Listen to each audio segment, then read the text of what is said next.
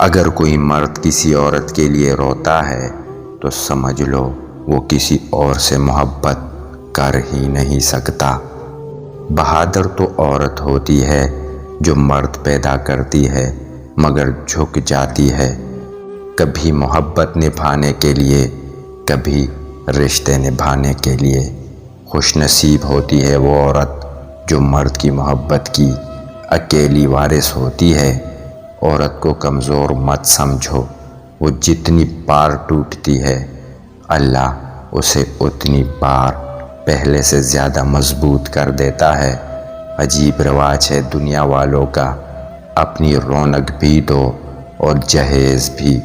معاشرے کی اس ناانصافی پر مجھے بہت تکلیف ہوتی ہے جب کوئی بد کردار مرد اپنے لیے با کردار بیوی چاہتا ہے۔ مرد کی جیب میں اگر عورت کی وفا ہو تو وہ دنیا کا سب سے امیر آدمی ہے۔ عورت کے محرم رشتے اگر اسے پیار اور عزت دیں تو وہ کبھی غیر محرم کی محبت میں گمراہ نہیں ہوتی۔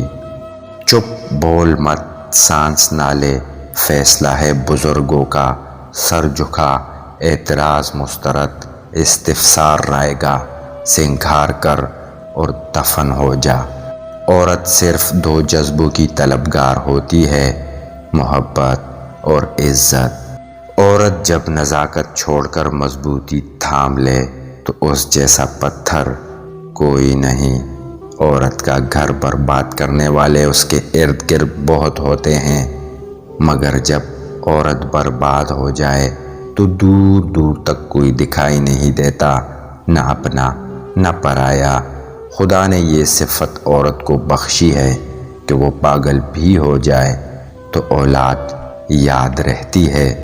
عورت کے تقدس کی حد یہ ہے، فرشتوں سے بھی اس کی بناوٹ کا پردہ رکھا گیا، اور پہلی عورت اس مرد کی پسلی سے پیدا کی گئی جس کی وہ منکوحہ کہلائی۔